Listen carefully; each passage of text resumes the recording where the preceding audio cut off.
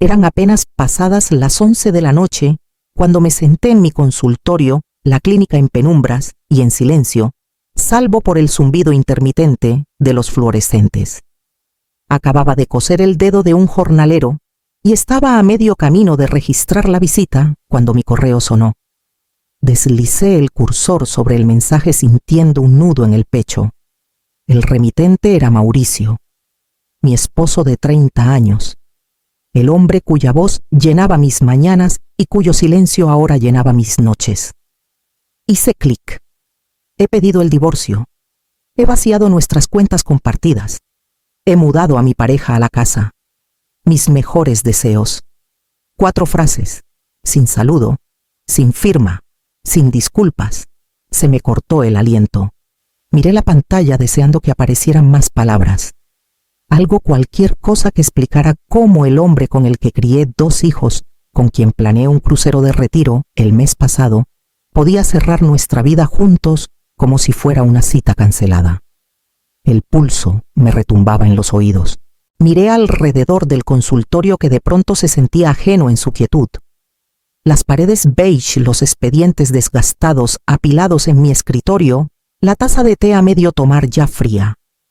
Todo mi mundo se había reducido a ese correo. Debía haber llorado. Tal vez gritar, pero no lo hice. Los años en urgencias me enseñaron que el shock no llega con caos, llega en silencio con una mano en la espalda y un aliento que no baja. Así que cerré la laptop, me puse de pie y ajusté la placa con mi nombre en el uniforme médico. La señora Morales, una diabética que vino para un chequeo de medianoche, esperaba en el consultorio 2. Sonreí al entrar, mi voz calma y firme como siempre.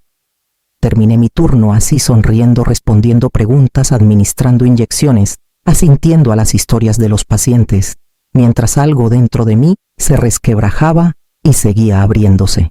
No lo dejé ver. Esa era mi regla: los pacientes primero, las emociones después.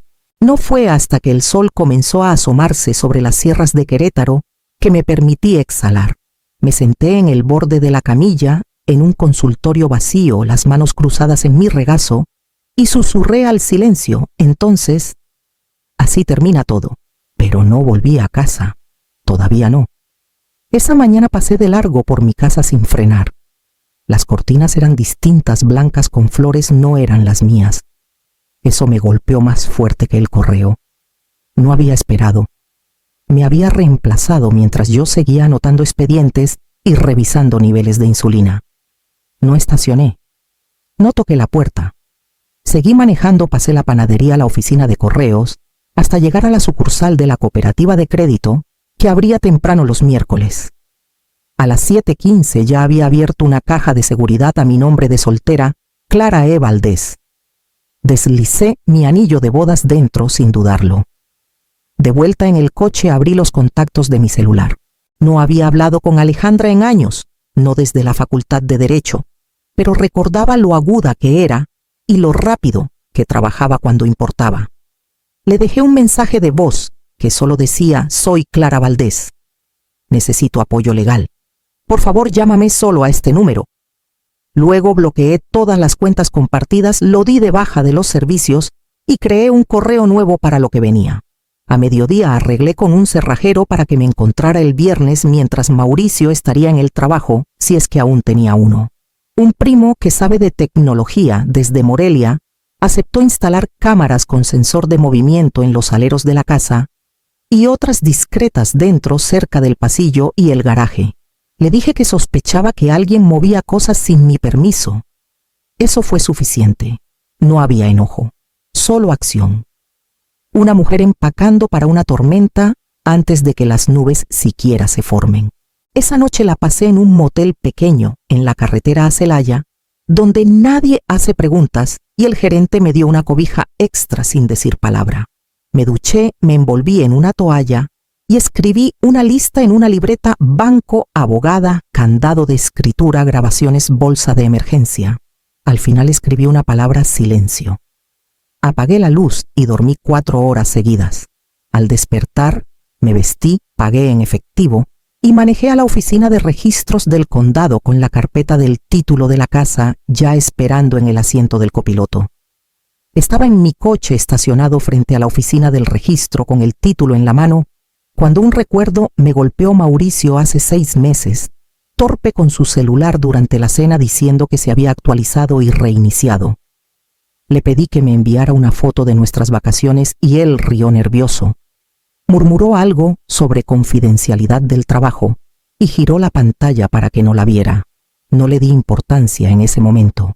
Después de 30 años de matrimonio, te convences de que la confianza es automática. No fue hasta que empecé a imprimir los historiales de nuestras cuentas que entendí que la confianza también puede ser una venda. Esa noche de vuelta en el motel, revisé cada transferencia de nuestras cuentas de cheques y ahorros del último año. Resalté lo que no reconocía. Transferencias recurrentes en números redondos, C50.000, C60.000, a veces C199.000, justo por debajo del límite de reporte. Algunas marcadas como consultoría, otras como compra de propiedad personal. Siempre al mismo destino, un banco en Guadalajara. El nombre del destinatario apareció una sola vez escondido en una larga cadena de transacciones: Oscar L. Benítez. No conocía a nadie con ese nombre. Al principio pensé que podría ser un contacto de negocios algo relacionado con el trabajo de seguros de Mauricio. Pero mientras más miraba, más claro se volvía el patrón. Los pagos comenzaron pequeños hace 6 meses. Luego crecieron constantes como una infección bajo una piel sana. Una transferencia ocurrió la misma semana en que canceló nuestra cena de aniversario.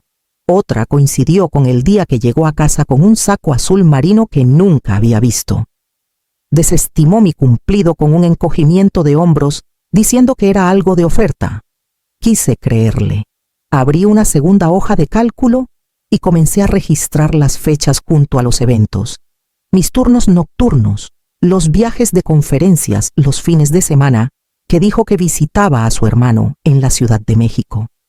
Pero no había visitas, ni hermano, solo un rastro creciente de números y ausencias. Esto no era un hombre dejando un matrimonio, era un hombre construyendo una salida. Silenciosa, limpia a mis espaldas, tomé capturas de cada transferencia, cada recibo, cada dirección IP que pude rastrear. Cuando terminé, comprimí los archivos en una carpeta llamada Benítez y la subí a la nube, con una contraseña que nadie más conocía. Luego tomé el teléfono y llamé a Alejandra. Contestó al primer timbre. Cuando Alejandra me devolvió la llamada 2 días después, ya lo sabía. La refinanciación era real, 5 millones de pesos, papeles, presentados mi firma falsificada, con una cursiva que no usaba desde la universidad. Dijo que el prestamista había acelerado el proceso y si no actuábamos de inmediato los fondos se liberarían el lunes siguiente. No hablé. Solo miré por la ventana del motel hacia el estacionamiento oscuro y vacío, sintiendo el peso de cada peso que Mauricio había sacado de la vida que construimos juntos. La voz de Alejandra rompió el silencio.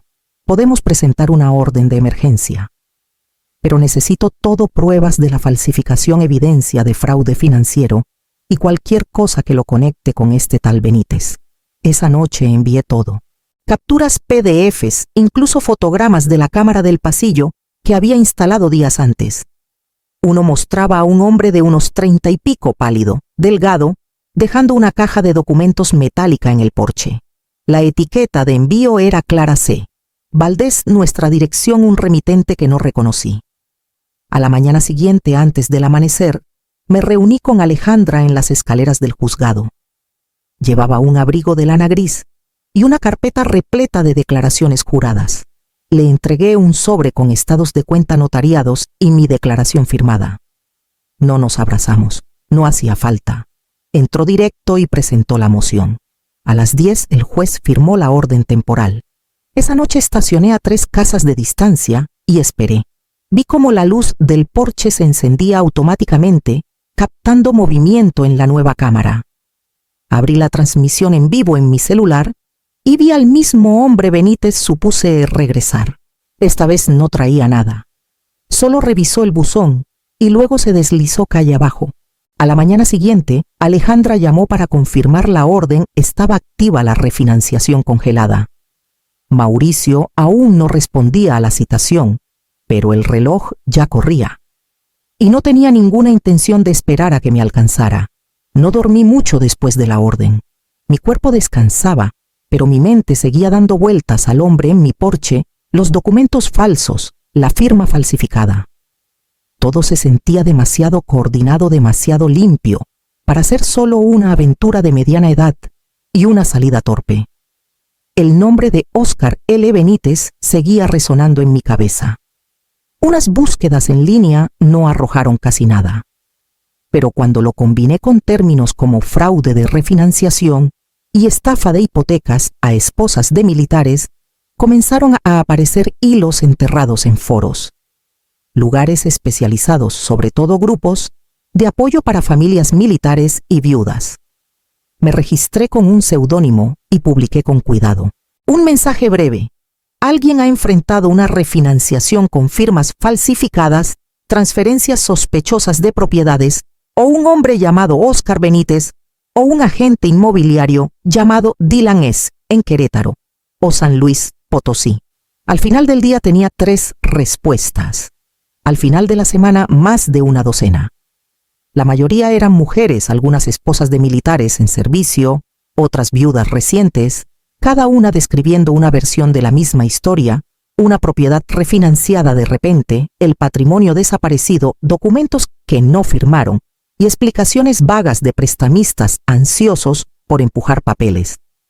Leí cada respuesta, 2 a veces, 3 veces. El tono siempre era el mismo: confusión, miedo, vergüenza. Algunas pensaban que era su culpa. Otras no se lo habían contado a nadie aún. Comencé a compilar sus relatos en una hoja de cálculo. Sin nombres, solo caso A, caso B, caso C. Registré la fecha de la refinanciación, el monto tomado, la ubicación, los asociados conocidos. Cuando terminé, tenía 14 casos con coincidencias inquietantes, fechas, cantidades, lenguaje en los contratos y la aparición de Benítez, o un hombre que coincidía con su descripción.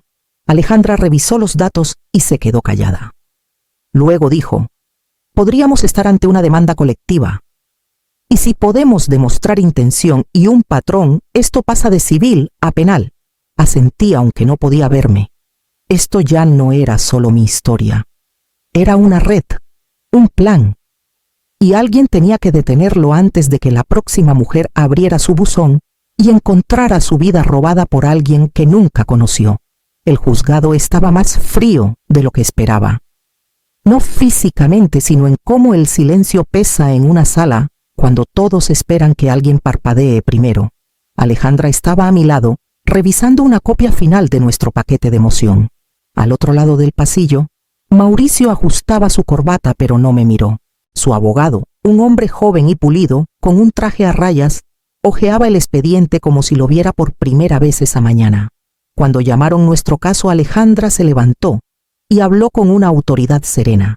Presentó nuestro argumento con una precisión que no dejaba espacio para réplicas, copias de mi firma comparadas con las falsificadas.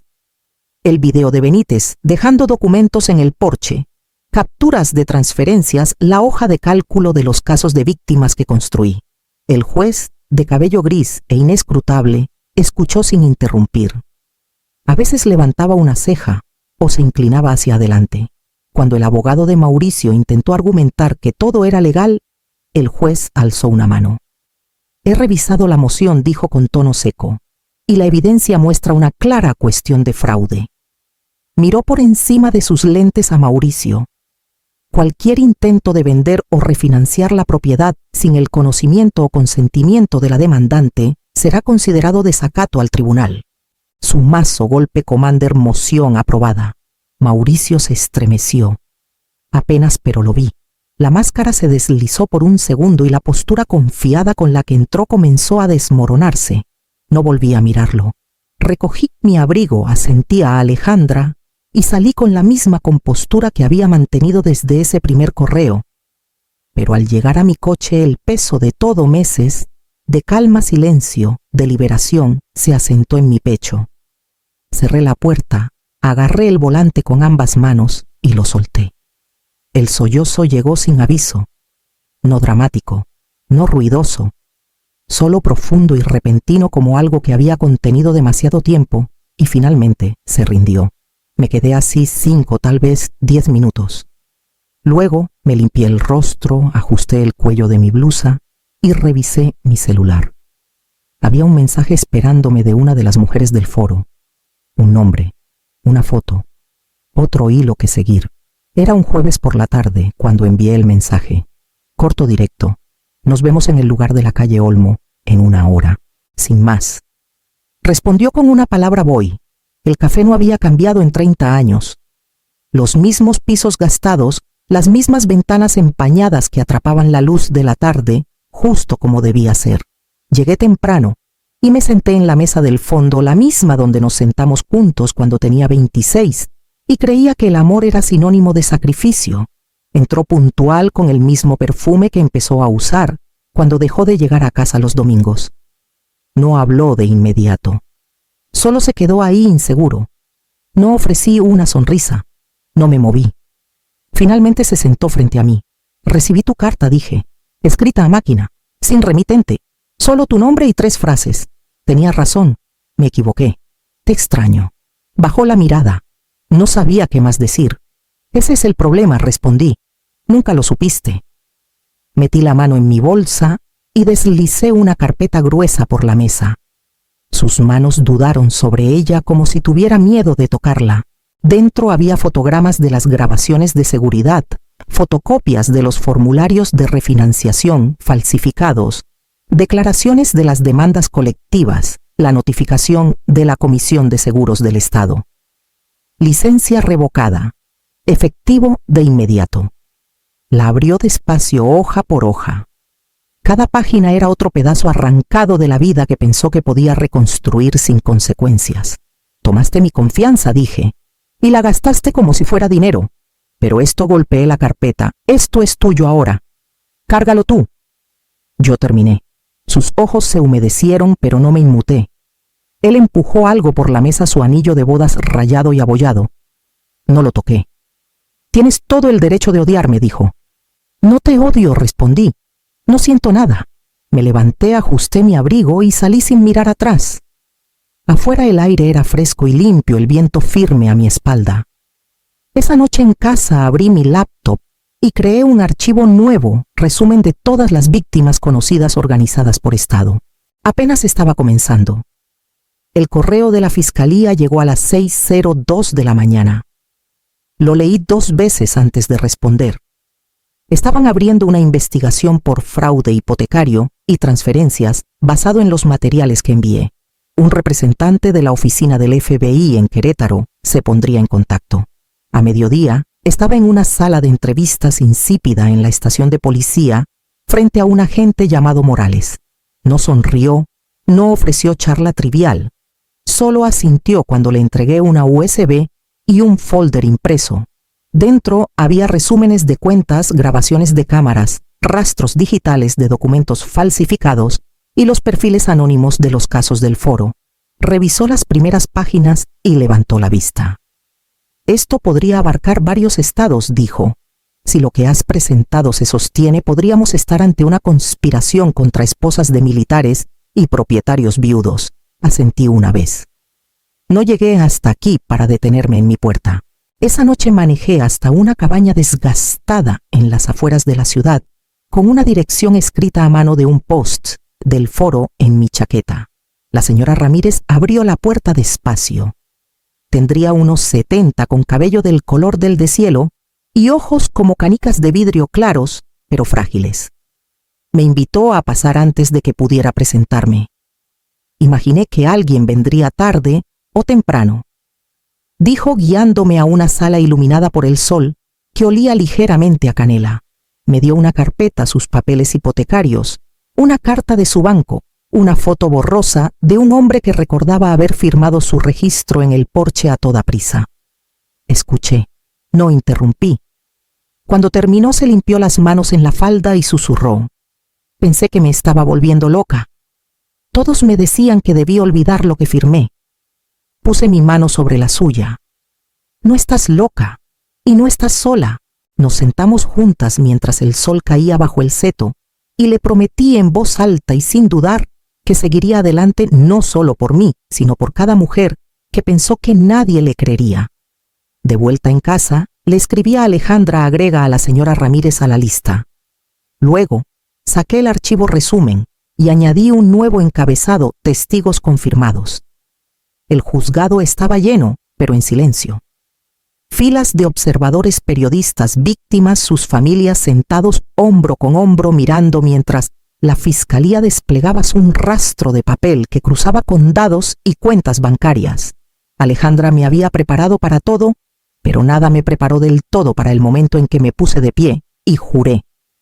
Conté todo: el correo, la refinanciación falsificada, las grabaciones, las mujeres que pensaron que habían cometido un error cuando en realidad fueron blanco. No exageré. No elevé la voz. Dejé que los hechos hablaran por sí mismos. Cuando el abogado de Mauricio intentó pintarme como una exesposa amargada, sugiriendo que usaba el sistema para vengarme, lo miré a los ojos y dije: la justicia es ordenada.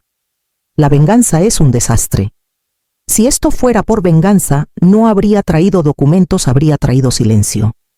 No tuvo mucho que decir después de eso. Al final de la semana el jurado regresó con un veredicto: culpable en todos los cargos: fraude bancario, robo de identidad, conspiración.